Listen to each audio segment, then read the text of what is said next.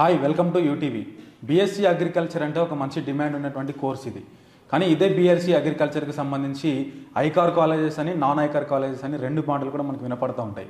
అయితే గవర్నమెంట్ కూడా ఐకార్ ఉన్నటువంటి కాలేజీలకు మాత్రమే, అంటే ఐకార్ ఉన్నటువంటి కాలేజీల్లో చదివితే మాత్రమే వాళ్ళకి గవర్నమెంట్ జాబ్స్ ఇస్తామని, నాన్ ఐకార్ ఉన్నటువంటి కాలేజీలతో చదివితే జాబ్స్ ఇవ్వమని చెప్పేసి ఇట్లాంటి కొన్ని క్వశ్చన్స్ అయితే మనకు చాలా వినపడుతూ ఉంటాయి.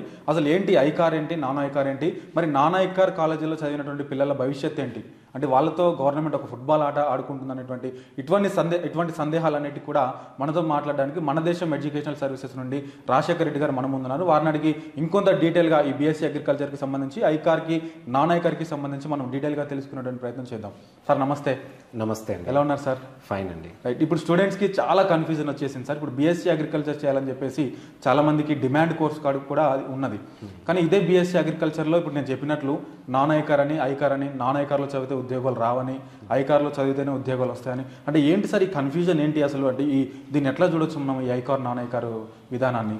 అయితే ఇక్కడ ఏంటంటే మనం ఇది ఐసీఆర్ అనేది ఏదైతే ఉందో ఐకార్ అనేది ఇది అక్రెడిటేషన్ బాడీ మాత్రమే. అక్రెడిటేషన్ అంటే మనకు ఇంజనీరింగ్లో ఎలాగైతే మనకు ఎన్బిఏ అక్రెడిటేషన్ అనేసి నాక్ అక్రెడిటేషన్ ఉంటాయి. అంటే ఏదైనా ఒక ఇంజనీరింగ్ కాలేజ్ లేదా యూనివర్సిటీ వితౌట్ ఎన్బిఏ అండ్ నాక్ అక్రెడిటేషన్ కూడా వాళ్ళు కాలేజ్ అనేది ఇంజనీరింగ్ కాలేజ్ రన్ చేయొచ్చు అనమాట.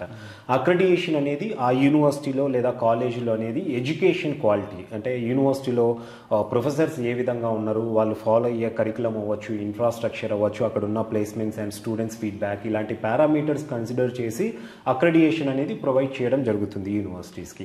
సేమ్ ఐసీఆర్ కూడా అదే విధంగా కొన్ని నామ్స్ అనేది ఫాలో అవుతుంది. యూనివర్సిటీలో స్టూడెంట్స్కు, బీఎస్సీ అగ్రికల్చర్ చదవబోయే స్టూడెంట్స్కు ఫీల్డ్ ఏ విధంగా ఉంది, అక్కడ ల్యాబొరేటరీస్ ఏ విధంగా ఉన్నాయి, అగ్రికల్చర్ సంబంధించి ఫ్యాకల్టీ ఎలా ఉన్నారు, ఆపర్చునిటీస్ ఏ విధంగా కల్పించబోతున్నారు అనే దాని మీద రకరకాల పారామీటర్స్ కన్సిడర్ చేసి అక్రెడిటేషన్ అనేది ఇవ్వడం జరుగుతుంది. అయితే ఈ అక్రెడిటేషన్ అనేది మ్యాండేటరీ కాదు కాబట్టి ఇండియాలో మనకు చాలా యూనివర్సిటీస్లో, అంటే యూజీసీ గుర్తింపు ఉన్న ప్రతి యూనివర్సిటీ కూడా ఈ బీఎస్సీ అగ్రికల్చర్ కోర్స్ అనేది జనరల్ డిగ్రీ లాగా రన్ చేయొచ్చు అనమాట.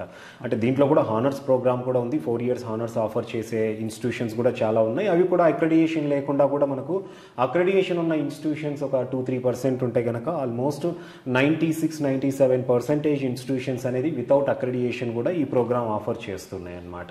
అంటే గవర్నమెంట్ ఇక్కడ ఈ ఐకార్, నాన్ ఐకార్, అంటే నాన్ ఐకార్ ఇన్స్టిట్యూషన్స్లో చదివిన స్టూడెంట్స్కి అనేది గవర్నమెంట్ జాబ్స్కి అర్హులు కారు అనేది ఓన్లీ మన తెలుగు స్టేట్స్లో మాత్రమే ఉందండి. అదే మన పక్క రాష్ట్రాలైన తమిళనాడు, ఈవెన్ ఇక్కడ ఇటుపక్క మనం మహారాష్ట్ర తీసుకున్నా, కేరళ అటువైపు తీసుకున్నా కూడా, లేదా ఇండియా వైడ్గా చాలా స్టేట్స్లో ఈ ఐసీఆర్ అక్రెడిటేషన్ అనేది యూనివర్సిటీకి మ్యాండేటరీ ఏం కాదండి.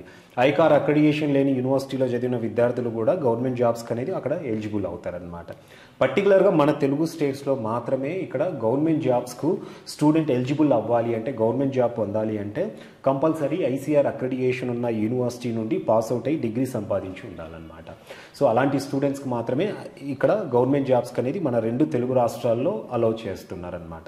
అయితే నాన్ ఐసీఆర్ అక్రెడిటేషన్ ఉన్న యూనివర్సిటీస్లో కూడా పిల్లలు జాయిన్ అవ్వడానికి ఏంటంటే, దీనికి ఈ ప్రోగ్రామ్కి 2010 నుండి 2015-16 వరకు మంచి డిమాండ్ ఉండేది. ఆ టైంలో మన దగ్గర అగ్రికల్చర్ ఆఫీసర్ అవ్వచ్చు, అగ్రికల్చర్ ఫీల్డ్ ఆఫీసర్, లేదంటే అగ్రికల్చర్ డెవలప్మెంట్ ఆఫీసర్, వీటితో పాటు బ్యాంకింగ్ సెక్టార్లో, అలాగే మనకు ఈవెన్ ఫుడ్ కార్పొరేషన్ ఆఫ్ ఇండియాలో ఆపర్చునిటీస్ అనేది విపరీతంగా ఉన్నాయి.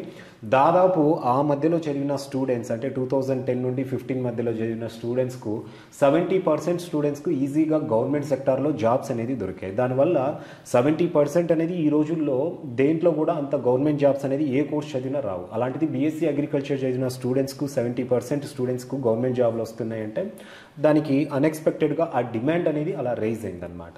దాని తర్వాత మళ్ళీ అంటే రిక్రూట్మెంట్ కంప్లీట్ అయిన తర్వాత కొంత ఆపర్చునిటీస్ పరంగా గవర్నమెంట్ సెక్టార్లో తగ్గినప్పటికీ ప్రైవేట్ సెక్టార్లో కూడా దీనికి, అంటే మనం ఫుడ్ కార్పొరేషన్ ఆఫ్ ఇండియాతో పాటు మనకు ఎన్నో ఫుడ్ ప్రాసెసింగ్ యూనిట్స్ అనేది ప్రైవేట్ సెక్టార్లో ఇండియాలో ఉన్నాయి. అలాగే ఫెర్టిలైజర్స్, పెస్టిసైడ్స్ మ్యానుఫ్యాక్చరింగ్ యూనిట్స్ ఉన్నాయి, అలాగే బయోకెమికల్ ఇండస్ట్రీస్ ఉన్నాయి. దాంతోపాటు మనకు ఎన్నో రకాలైనటువంటి animal husbandry related, poultry management related ఇట్లాంటివి కూడా చాలా కంపెనీస్ అనేది ఎక్కువగానే ఉన్నాయి. వాటిలన్నిట్లలో కూడా ఈ బీఎస్సీ అగ్రికల్చర్ చదివిన స్టూడెంట్స్ అనేది ప్రైవేట్ సెక్టార్లో కూడా మంచి జాబ్స్ అనేది కూడా సంపాదించవచ్చు అనమాట. సో బీఎస్సీ అగ్రికల్చర్ అనేది పర్టికులర్గా మనము ఐసీఆర్ అక్రెడిటేషన్ ఉన్న యూనివర్సిటీస్లో చదివితే మాత్రమే మన తెలుగు స్టేట్స్లో గవర్నమెంట్ జాబ్కి అనేది ఎలిజిబుల్ అవుతాము. నాన్ ఐకార్లో చదివిన స్టూడెంట్స్ అనేది ఆ డిగ్రీ కూడా వ్యాలిడే, కాకపోతే ఏంటంటే చేస్తే మనము గవర్నమెంట్ జాబ్స్ కాకుండా ప్రైవేట్ సెక్టార్లో ఉన్న కంపెనీస్లో మనం ఏదైనా హైయర్ ఎడ్యుకేషన్ చేసి ప్రైవేట్ జాబ్స్కి అనేది వెళ్ళొచ్చు అనమాట. అయితే ఈ బీఎస్సీ అగ్రికల్చర్కి సంబంధించి సార్ తెలుగు రాష్ట్రాల్లో అటు ఏపీ కావచ్చు ఇటు తెలంగాణ కావచ్చు ఈ రెండు రాష్ట్రాల్లో అడ్మిషన్ దొరకని స్టూడెంట్స్ నెక్స్ట్ ఆల్టర్నేట్ ఆప్షన్గా వాళ్ళు ఏ స్టేట్స్ని ఎంచుకుంటే బాగుంటుంది? మనకు తెలుగు స్టేట్స్లో అయితే కనుకండి రెండు ఆంధ్రప్రదేశ్ అండ్ తెలంగాణ కలిపి హార్డ్లీ ఒక 1500 సీట్లు మాత్రమే ఉన్నాయి. ఇప్పుడు బైపీసీ చదివే స్టూడెంట్స్ తీసుకుంటే రెండు తెలుగు రాష్ట్రాల్లో కలిపి ఇంచుమించు 130,000 నుండి 150,000 మంది స్టూడెంట్స్ చదువుతూ ఉంటారు బైపీసీ అనేది.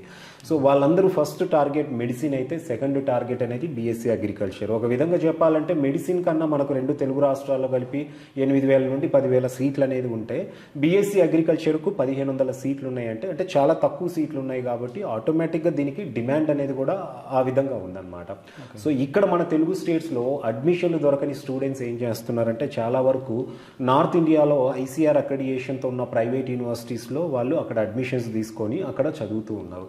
అయితే స్టూడెంట్స్ ఇక్కడ ఏంటంటే బయటి స్టేట్స్కి వెళ్ళేటప్పుడు ఒక మెట్రోపాలిటన్ సిటీ అంటే మంచి సిటీస్ ఏవైతే ఉన్నాయో అక్కడ గనక ఉన్న యూనివర్సిటీస్ సెలెక్ట్ చేసుకుంటే కొంత ఫెసిలిటీస్ పరంగా బాగుంటాయి, ఫ్యాకల్టీ కూడా బాగుంటాయి.